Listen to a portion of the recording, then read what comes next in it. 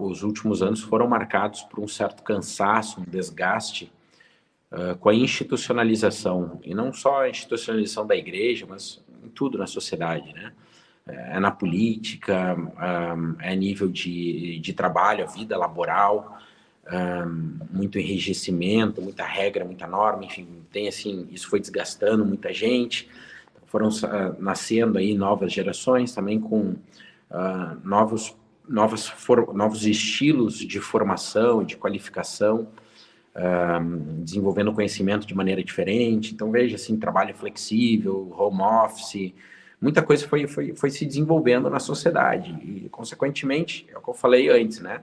A igreja para a cidade, ela passa, né?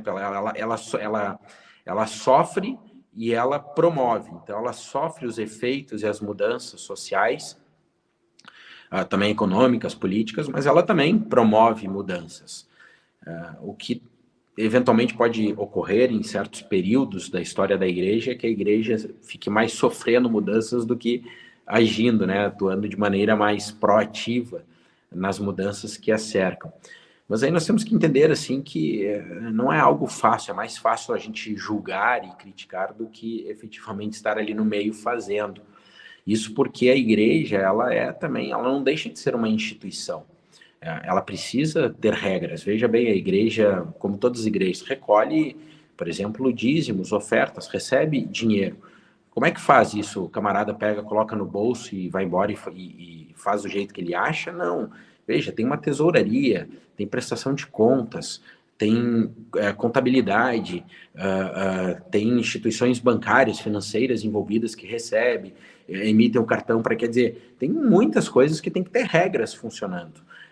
Depois nós temos diferentes ministérios nas igrejas. Tem ministério de louvor, tem ministério infantil, tem ministério de jovens. Então o louvor vai lá e toca a música que ele acha que ele tem que tocar, e depois ele não precisa avaliar a qualidade das letras, o quão bíblico, o quão teológico é aquela música, porque ela está ensinando também a congregação.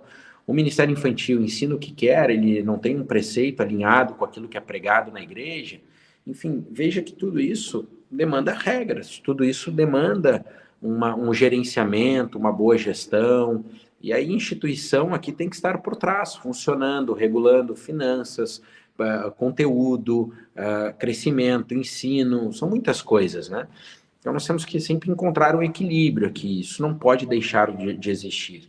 Então a igreja não deve nunca deixar de ter essa atenção mais eclesiástica, mais para dentro, para si, mas ela não pode ficar restrita a isso, ela tem que olhar para isso e também ir para fora.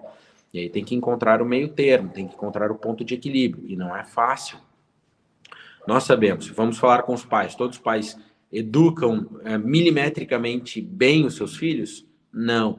Às vezes colocam mais restrições e limitações que deveriam, às vezes são mais liberais do que deveriam. É muito difícil a gente encontrar o ponto do equilíbrio. Nas nossas ações, nos nossos relacionamentos, no nosso casamento, nas nossas amizades, em tudo. Não é diferente na igreja. Então, nós temos que ter, assim, um olhar crítico para ajudar a melhorar, mas também um olhar misericordioso, entendendo que a mudança é lenta, ela é gradual, e nós mesmos temos muitas limitações e restrições nas nossas próprias vidas, não podemos demasiadamente julgar ou condenar os outros, e nem as lideranças e as igrejas, porque realmente é um processo difícil. Mas é muito bom essa colocação do Orfeu, e eu volto aqui num ponto que tu já respondeste, né, sobre o engenheiro, conciliar e tal. Não só o engenheiro, ou o jovem engenheiro, mas eu diria jovem de qualquer profissão, né? Servir a Deus, e isso foi aqui um paradigma, uma mudança muito marcante a partir da Reforma Protestante, de que a noção de servir a Deus não é estar numa igreja, ou estar num monastério, ou estar numa instituição eclesiástica. Servir a Deus é servir a Ele em todas as esferas da sociedade, aonde quer que eu esteja. Então, tem pessoas que foram chamadas, a vocação dela é para ser um bombeiro, para ser um advogado, para ser um professor, um enfermeiro, um telefonista, um limpador de rua, não importa a função. Aonde ele está, Deus pode ter chamado aquela pessoa para lá estar e servir a Ele testemunhando. Algumas outras pessoas são chamadas para ir ao púlpito e falar do evangelho, mas todos servem igualmente a Deus. Então eu diria que não só o engenheiro, mas todos, seja também estudantes, onde quer que estejam,